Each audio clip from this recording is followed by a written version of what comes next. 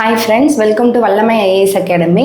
நம்ம இந்த வீடியோவில் என்ன பார்க்க போகிறோம் அப்படின்னா, இப்போ ரீசெண்டாக எல்லாருமே என்ன ஒரு டேர்ம் அதிகமாக கேட்டுட்ருப்போம் அப்படின்னா, ஹங் அசம்பிளி அப்படிங்கிற வேர்டு தான் அதிகமாக கேட்குறோம். ஹங் அசம்பிளி தமிழில் வந்து பார்த்திங்கன்னா தொங்கு சட்டசபைன்னு சொல்லுவாங்க.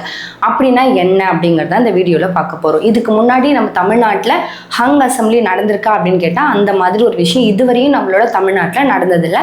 இப்போ தான் ஃபஸ்ட்டு டைம் இந்த 2026 எலெக்ஷனில் தான் ஹங் அசம்பிளி தொங்கு சட்டசபை அப்படிங்கிற ஒரு டேர்ம் வந்து நம்ம எல்லாருமே ரீசெண்டாக வந்து கேள்விப்படுற மாதிரி இருக்குது. அப்போ இந்த மாதிரி இந்தியாவில் நடந்திருக்கா அப்படின்னு கேட்டால் இந்தியாவில் ஆல்ரெடி நடந்திருக்கு. எப்போ அப்படின்னா 1989 ஒரு டைம், 1996 ஒரு டைம், 1998, 1999. அப்போது இந்தியா பார்லிமெண்ட்டில் பார்த்தீங்க அப்படின்னா நம்மளுடைய பாராளுமன்றத்தில் பார்த்தீங்கன்னா இந்த ஹங் பார்லிமெண்ட் நடந்திருக்கு, தொங்கு பாராளுமன்றம் நடந்திருக்கு. சரியா? அதுவே நம்மளோட தமிழ்நாட்டில் நடந்திருக்கா அப்படின்னா இது வரைக்கும் தமிழ்நாட்டில் நடக்கல. மற்ற ஸ்டேட்லலாம் நடந்திருக்கு, கர்நாடகாவில் நடந்திருக்கு, ஜம்மு காஷ்மீரில் நடந்திருக்கு. அந்த மாதிரி தமிழ்நாடோடைய பார்லிமெண்ட், அதாவது தமிழ்நாடோடைய அசம்பிளியில் நடந்திருக்கா அப்படின்னு கேட்டால் இது வரைக்கும் நடக்கல. இப்போ 2026 தான் இந்த மாதிரி ஹங் அசம்பிளி அப்படிங்கிற ஒரு டேர்ம் வந்து நம்ம கேள்விப்படுறோம்.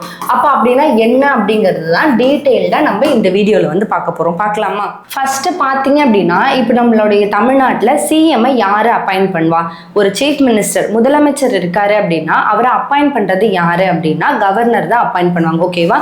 அதை சொல்கிற ஆர்டிக்கல் என்ன அப்படின்னு பார்த்தீங்கன்னா இந்திய அரசியலமைப்போடைய ஆர்டிக்கல் 164 படி chief minister is appointed by president. Chief மினிஸ்டரை அப்பாயிண்ட் பண்ணுறது யாரு அப்படின்னா chief minister is appointed by governor. ஓகேவா? ஆளுநர் தான் என்ன பண்ணுவார்? அப்பாயிண்ட் பண்ணுவார். அதுவே ஆர்டிக்கல் 75 என்ன சொல்கிறாங்க அப்படின்னா ஆர்டிக்கல் 75 பிரைம் மினிஸ்டர், நம்மளோட பிரதமர் இருக்கார் இல்லையா, அப்போ பிரைம் மினிஸ்டரை அப்பாயிண்ட் பண்ணுறது யாரு? ஏன்னா நீங்கள் படிக்கும் பொழுதே ஆர்டிக்கல் இப்படி கம்பேரேட்டிவாக படிச்சிங்க அப்படின்னா உங்களுக்கு கம்பேர் பண்ணுறதுக்கு ஈஸியாக இருக்கும், ஆர்டிக்கல் மறக்கவும் மறக்காது. ஓகேவா? அப்போ prime minister is appointed by யாரு? பிரசிடென்ட், குடியரசுத் தலைவர் தான் அப்பாயிண்ட் பண்ணுவார். நம்மளுடைய சீஃப் மினிஸ்டர் யார் அப்பாயிண்ட் பண்ணுவார் அப்படின்னா ஆளுநர், கவர்னர் தான் அப்பாயின்மெண்ட் பண்ணுறாரு. இதை சொல்கிற ஆர்டிக்கல் என்ன அப்படின்னா 164. அப்போ நமக்கு என்ன சொல்லியிருக்காங்க அப்படின்னா கான்ஸ்டியூஷனில் ஒரே ஒரு டேர்ம் தான் சொல்லியிருக்காங்க. என்ன சொல்லியிருக்காங்க அப்படின்னா சீஃப் மினிஸ்டரை அப்பாயிண்ட் பண்ணுறது கவர்னர், அவ்வளோதான் சொல்லியிருக்காங்க. எப்படி அப்பாயிண்ட் பண்ணணும், என்ன ப்ரொசீஜரில் அப்பாயிண்ட் பண்ணணும் அப்படிங்கிற மாதிரி நமக்கு சொல்லவே இல்லை. ஓகேவா? அப்போ நம்ம எப்படி ஃபாலோ பண்ணுறோம்? கவர்னர் அப்பாயிண்ட் பண்ணலாம் அப்படின்னு சொல்லிட்டா கவர்னர் யாரை வேணால் அப்பாயிண்ட் பண்ணலாமா? எலெக்ஷன் வச்சு தான் நம்ம அப்பாயிண்ட் பண்ணுறோம். அந்த ப்ராசஸ் தான் என்ன அப்படின்னா பார்லிமெண்ட்ரி கன்வென்ஷன். இந்தியா வந்து என்ன ஃபார்ம் ஆஃப் கவர்மெண்ட், என்ன ஃபார்ம் ஆஃப் நிர்வாகம் நம்ம பண்றோம் அப்படின்னு பார்த்தீங்கன்னா பார்லிமெண்ட்ரி ஃபார்ம் ஆஃப் கவர்மெண்ட் தான் நம்ம ஃபாலோ பண்றோம். ஓகேவா? நம்ம என்ன பார்லிமெண்ட் யூஸ் பண்றோம் அப்படின்னா என்ன ஃபார்ம் யூஸ் பண்றோம் அப்படின்னா பார்லிமெண்ட்ரி ஃபார்ம் ஆஃப் கவர்மெண்ட். நம்ம எப்படி கவர்மெண்ட் ஃபார்ம் பண்ணுறோம்? பார்லிமெண்ட்ரி ஃபார்ம் வச்சு தான் பண்ணுறோம். பார்லிமெண்ட்ரி ஃபார்ம்னா என்ன அப்படின்னா அதுக்கு சில ரூல்ஸ் அண்ட் ரெகுலேஷன் கொடுக்குறாங்க. இந்த மாதிரி எலெக்ஷன் வச்சு நம்ம எம்எல்ஏஸை எடுக்கிறோம். அதில் எப்படி எடுக்கிறோம் அப்படின்னா மெஜாரிட்டி யார், 50% + 1 சீட்டு யார் வாங்குறாங்களோ அதை தான் நம்ம என்ன சொல்கிறோம் அப்படின்னா மெஜாரிட்டி அப்படின்னு வந்து சொல்லுவோம். புரியுதா? மெஜாரிட்டி யாரு வாங்குறாங்களோ அவங்க தான் யாரு? சிஎம் கேண்டிடேட்டா வருவாங்க. இதுதான் பார்லிமெண்ட்ரி ஃபார்ம்ல சொல்ற ரூல்ஸ் அண்ட் ரெகுலேஷன்ஸ். எப்படி சொல்லுவாங்கன்னா பார்லிமெண்ட்ரி கன்வென்ஷன் சொல்லுவாங்க. அப்ப கன்வென்ஷன்னா என்ன? அதுல சில ரூல்ஸ் கொடுக்குறாங்க. என்ன ரூல்ஸ் அப்படின்னா நீங்க 50% + 1 சீட்டு யாரு வாங்குறாங்களோ, சிம்பிளா சொன்னா மெஜாரிட்டி யாரு வாங்குறாங்களோ அவங்க தான் சிஎம் அப்படிங்கிற ப்ரொசீஜர் தான் நம்ம ஃபாலோ பண்ணிட்டு இருக்குது. இதை வந்து கான்ஸ்டியூஷன்ல சொன்னாங்களான்னு கேட்டா கான்ஸ்டியூஷன்ல சொல்லல. கான்ஸ்டியூஷன்ல ஒரே ஒரு டேர்ம் தான் சொல்லியிருக்காங்க. ஆளுநர் தான் என்ன பண்ண போறாரு அப்படின்னா சிஎம் அப்பாயிண்ட் பண்ண போறாரு. அந்த ஃபார்ம் தான் நம்ம எப்படி, அந்த ப்ரொசீஜர் தான் நம்ம எப்படி எடுத்துட்டு வந்திருக்கோம் அப்படின்னா இந்த பார்லிமெண்ட்ரி ஃபார்ம் ஆஃப் கவர்மெண்ட் அப்படிங்கிற இந்த பார்லிமெண்ட்ரி கன்வென்ஷன்ஸ் அப்படின்னு சொல்லுவாங்க. கன்வென்ஷன்ஸ் அப்படின்னா ரூல்ஸ். அந்த ரூல்ஸ்ல இருந்து நம்ம என்ன பண்றோம் அப்படின்னா 50% + 1 யார் வாங்குறாங்களோ அவங்கள நம்ம சிஎம்மா பண்ணலாம். யார் பண்ணலாம்? கவர்னர் அப்பாயிண்ட் பண்ணலாம். அப்படிங்கிறது தான் நம்மளுடைய ரூல்ஸா நம்ம ஃபாலோ பண்ணிட்டு வருது. ஓகேவா? அப்போ 50% + 1 அதாவது மெஜாரிட்டி. இதை என்ன மெஜாரிட்டி சொல்லுவாங்கன்னா சிம்பிள் மெஜாரிட்டின்னு சொல்லுவாங்க. அப்போ சிம்பிள் மெஜாரிட்டினா என்ன? இப்போ நம்ம தமிழ்நாடு வச்சு பார்ப்போம். 234 இருக்கா தமிழ்நாட்டில்? 234 சீட்டு இருக்கு. 235ன்னு சொல்லணும். ப்ளஸ் 1 என்ன அப்படின்னா நம்மளோட கவர்னர் வந்து பார்த்தீங்க அப்படின்னா ஒரு ஆங்கிலோ இந்தியனை நாமினேட் பண்ணுவார். அதை நம்ம எப்போதுமே எடுத்துக்கிறது இல்லை. நாமினேட் பண்ணுறதுனால அது ப்ளஸ் 1 நீங்கள் வச்சுக்கணும். ஓகேவா? இப்போ அது இருக்கான்னு கேட்டால் இப்போ அது நம்மளுடைய ஃபார்மில் இல்லை. டெம்பரவரியாக அதை என்ன பண்ணியிருக்காங்க அப்படின்னா ஸ்டாப் பண்ணி வச்சுருக்காங்க. ஓகேவா? எப்போ வேணால் திரும்ப கொண்டுட்டு வரலாம். அப்போ அது தனி சாப்டர், நம்ம அதை தனியாக பார்ப்போம். ஓகேவா? இப்போ நம்ம என்ன பண்ணணும் அப்படின்னா எலெக்டட் சீட்டு தமிழ்நாட்டில் எத்தனை இருக்கு அப்படின்னா எலெக்டட் சீட்டு 234 தொகுதிகள் இருக்கு. இந்த 234 தொகுதியை நம்ம என்ன பண்ணணும், டிவைடட் பை 2 போட்டோம்னா 117 வருதா? அப்ப இதுதான் 50% பிளஸ் ஒரு சீட்டு நமக்கு வேணும். அதான் அந்த 50% பிளஸ் 1. அப்ப பிளஸ் ஒரு சீட்டு போட்டா 118 அப்படிங்கிறது தான் உங்களோட சிம்பிள் மெஜாரிட்டியோடைய நம்பர். என்னது? 118 சீட்டு வேணும். இதுதான் என்ன அப்படின்னா சிம்பிள் மெஜாரிட்டி. அப்ப தமிழ்நாட்டில் ஒரு பார்ட்டி வந்து ஃபார்ம் பண்ணணும், கவர்மெண்ட்டை ஃபார்ம் பண்ணணும் அப்படின்னா எவ்வளோ சீட்டு அவங்க வாங்கணும்னு பார்த்தீங்கன்னா 118 சீட்டு வாங்கணும். அதை வாங்கினாதான் ஒரு கவர்மெண்ட்டால், அதாவது ஒரு பார்ட்டியால், அது ஏடிஎம்கேவாக இருந்தாலோ டிஎம்கேவா இருந்தாலோ டிவிகேவா இருந்தாலோ ஒரு பார்ட்டியால் கவர்மெண்ட்டை ஃபார்ம் பண்ண முடியும்னா அவங்க கிட்ட எத்தனை சீட்டு இருக்கணும் அப்படின்னா நம்மளோட பார்லிமெண்ட்ரி கன்வென்ஷன்ஸ் படி 118 சீட்டு இருக்கணும். அதுதான் நம்மளுடைய மெஜாரிட்டி அப்படின்னு நம்ம சொல்றது. ஓகேவா? அப்போ என்ன சொல்றாங்க அப்படின்னா இப்போ மெஜாரிட்டி இருக்கு. ஓகேவா? எந்த பிரச்சனையும் இல்லை. நம்மளோட பார்லிமெண்ட்ரி கன்வென்ஷன் அந்த ரூல்ஸ் என்ன சொல்லியிருக்காங்கன்னா லார்ஜஸ்ட் பார்ட்டி, அதாவது மெஜாரிட்டி யார் வாங்குறாங்களோ அவங்க தான் சிஎம். மெஜாரிட்டி பார்ட்டி தான் என்ன சொல்றாங்க, சிஎம் அப்படின்னு சொல்றாங்க. இது நம்மளுடைய ப்ரொசீஜர். இது நம்ம எப்பவுமே ஃபாலோ பண்றது. Suppose no party has majority, எந்த பார்ட்டிலுமே மெஜாரிட்டி இல்லை. ஓகேவா? நோ பார்ட்டி ஹேஸ் மெஜாரிட்டி, யாருக்கிட்டையுமே மெஜாரிட்டி இல்லை. அப்போ என்ன பண்ணலாம் அப்படின்னா 2 இருக்கு. ஓகேவா? என்ன பண்ணலாம், கவர்னர் கிட்ட பவர் கொடுக்குறாங்க. என்ன பவர் கொடுக்குறாங்க அப்படின்னா உங்ககிட்ட 2 பவர் கொடுக்குறோம். என்ன அப்படின்னா சிங்கிள் லார்ஜஸ்ட் பார்ட்டி யார் இருக்காங்கன்னு பார்க்கணும். Single largest party. ஓகேவா? Single largest party. இப்போ நம்ம பார்த்தீங்கன்னா தமிழ்நாட்டில் டிவிகே என்னவா இருக்காங்க, சிங்கிள் லார்ஜஸ்ட் பார்ட்டியா இருக்காங்களா? 108 சீட் ஜெயிச்சிருக்காங்களா? அப்போ சிங்கிள் லார்ஜஸ்ட் பார்ட்டி யாரு அப்படின்னு சொல்லி கேட்குறாங்க. அந்த சிங்கிள் லார்ஜஸ்ட் பார்ட்டியை கூப்பிட்டு நீங்கள் என்ன பண்ணலாம் அப்படின்னா ஒருத்தவங்கள அந்த பார்ட்டியோட ஹெட் இருக்காங்க இல்லையா, அவங்கள நீங்கள் என்ன பண்ணலாம் அப்படின்னா சீஃப் மினிஸ்டராக அப்பாயிண்ட் பண்ணலாம். ஓகேவா? இது ஃபர்ஸ்ட். அப்படி இல்லைன்னா கோயலேஷன். கோயலேஷன்னா என்னது? கூட்டணி. சிங்கிள் லார்ஜஸ்ட் பார்ட்டினா என்னது? தனி பெரும் கட்சி, தனி பெரும்பான்மை, இல்லைன்னா தனி பெரும் கட்சின்னு வச்சுக்கோங்களேன். ஏன்னா அவங்க பெரும்பான்மை வாங்கலை. தனி பெரும் கட்சி யாரு அப்படின்னா டிவிகே. ஓகேவா? அவங்க எவ்வளோ இப்போ வாங்கியிருக்காங்கன்னா 107 108 சீட்டு வாங்கியிருக்காங்க. ஓகே, அவங்க தனி பெருங்கட்சியாக இருக்காங்க. ஒன்று அவங்கள வச்சு நீங்கள் ஃபார்ம் பண்ணலாம். அப்படி இல்லைன்னா கோயலிஷன், கூட்டாட்சி, அதாவது அவங்க கூட இன்னும் சில பேர் அவங்களோட சப்போர்ட்டர்ஸ் யாராவது வராங்கன்னா அவங்கள கூப்பிட்டு, அப்படி வரும்போது 118 சீட்டு வந்தாலும் ஓகே, அப்படி வரலைனாலும் ஓகே. இப்போ 118 சீட்டு வந்து இப்போ இன்னைக்கே நம்மளால சிஎம் சாரால, அதாவது இப்போ வந்து பார்த்தீங்கன்னா விஜய் சாரால 118 சீட்டு வாங்க முடியலன்னா அப்போ அவங்களால ஆட்சி அமைக்க முடியாதா அப்படின்னு ஒரு கேள்வி இருக்குல்ல. அப்படி கிடையவே கிடையாது. இப்போ என்ன பண்ணலாம்னா 118 இல்லைனாலும் அவங்க ஆட்சியை ஃபார்ம் பண்ணலாம். ஓகேவா?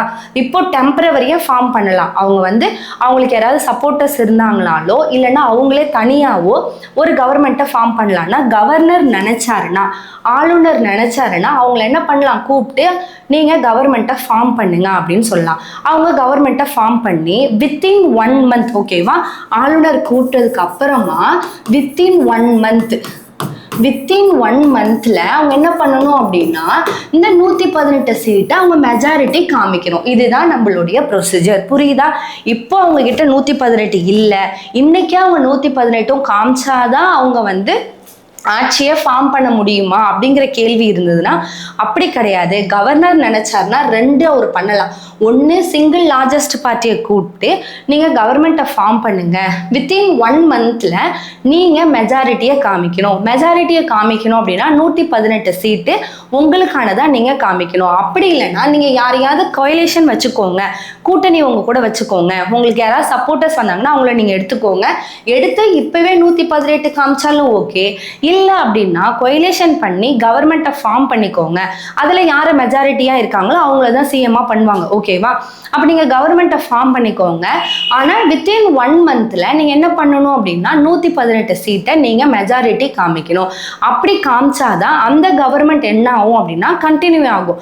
அப்படி காமிக்க முடியல, வித்தின் 1 மந்த்தில் அவங்கக்கிட்ட மெஜாரிட்டி அவங்களால பண்ண முடியல அப்படின்னா அப்போ என்ன பண்ணுவாங்கன்னா கவர்மெண்ட் என்ன ஆகும், கேன்சல் பண்ணிடுவாங்க, டிசால்வ் பண்ணிட்டு நியூ கவர்மெண்ட் நியூ எலெக்ஷன் வைப்பாங்க.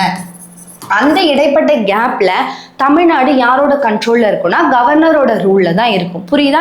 இதுதான் நம்மளுடைய ப்ரொசீஜர். ஃபர்ஸ்ட் என்ன சொல்றாங்க அப்படின்னா மெஜாரிட்டி பார்ட்டி யாரோ அவங்க கவர்மெண்ட்டை ஃபார்ம் பண்ணணும்ப்பா.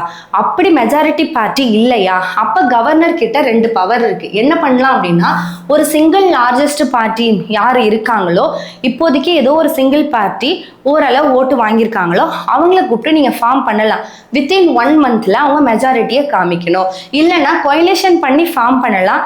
கொயிலேஷன் பண்ணவங்களும் என்ன பண்ணணும் அப்படின்னா வித்தின் 1 மந்த்ல நீங்க 118 சீட்டை காமிக்கணும். இதுதான் ஒரு ப்ரொசீஜர். அடுத்து நீங்க இன்னும் டீட்டெயில்டா நீங்க படிக்கணும்னா இன்னும் அடுத்து 2வது இது மெம்பர்னா என்னது, இப்போ நமக்கு ரீசெண்டா நடந்ததுல எலெக்ஷன்ல நடந்து ஜெயிச்சவங்களை பத்தி பேசுறது மெம்பர். ஓகேவா? இப்போ நம்ம விஜய் சார் ஜெயிச்சிருக்காங்கன்னா ஜெயிச்சவங்களை நம்ம சிஎம்மா வைக்கிறதுக்கான வாய்ப்பு தான் இது. ஓகேவா? அவங்ககிட்ட மெஜாரிட்டி இல்லாத பட்சத்துல என்ன பண்ணுவாங்க அப்படிங்கிறது இது. இதுவே இப்ப not a member, second point என்ன அப்படின்னா நாட் எ மெம்பர். இப்போ ஒரு எக்ஸாம்பிளுக்கு இப்போ டிவிகேல பாத்தீங்கன்னா நிறைய பேர் ஜெயிச்சிருக்காங்க. ஆனா பாத்தீங்கன்னா விஜய் சார் ஜெயிக்கல அப்படின்னு வச்சுக்கோங்க. அப்ப ஜெயிக்கல அப்படின்னா என்ன அர்த்தம், அவங்க லெஜிஸ்லேட்டிவ் அசம்பிளி சட்டசபைக்குள்ள ஒரு மெம்பர் இல்ல. புரியுதா? அவங்க ஜெயிக்கலன்னா அவங்க ஒரு எம்எல்ஏ கிடையாது. எம்எல்ஏன்னா என்னது, மெம்பர் ஆஃப் லெஜிஸ்லேட்டிவ் அசம்பிளி. அப்ப அசம்பிளியில அவங்க ஒரு மெம்பர் இல்ல. அப்ப அசம்பிளியில ஒரு மெம்பரா இல்லாதவங்களை சீஃப் மினிஸ்டரா வைக்கலாமா? ஓகேவா? இப்போ இது அடுத்த லெவல்ல நீங்க படிக்கணும் எக்ஸாம் பாயிண்ட் ஆஃப் வியூல. இப்போ மெம்பரா ஒருத்தவங்க இல்லைன்னா அவங்களை எப்படி சிஎம்மா மாத்தலாம் அப்படின்னா கவர்னர் நினைச்சாருன்னா ஒருத்தர் நாட்டை மெம்பரா இருந்தா கூட அவர் என்ன பண்ணலாம், சிஎம்மா வைக்கலாம். புரியுதா? அப்ப நாட்டை மெம்பரா இருந்தாலும் அந்த மெம்பரை சிஎம்மா வைக்கலாம். யாரு, கவர்னர் நினைச்சாருன்னா இப்போ டிவிகேல பாத்தீங்கன்னா அவங்க எல்லாருக்குமே விஜய் சார் தான் சிஎம்மா வரணும் அப்படிங்கிற ஒரு ஒப்பீனியன் இருக்கு அப்படின்னா ஆனா ஒரு மெம்பரா வரல. ஓகேவா? வராத பட்சத்துல எப்படி அவரை வைக்க முடியும் அப்படின்னு நம்ம நினைக்க கூடாது.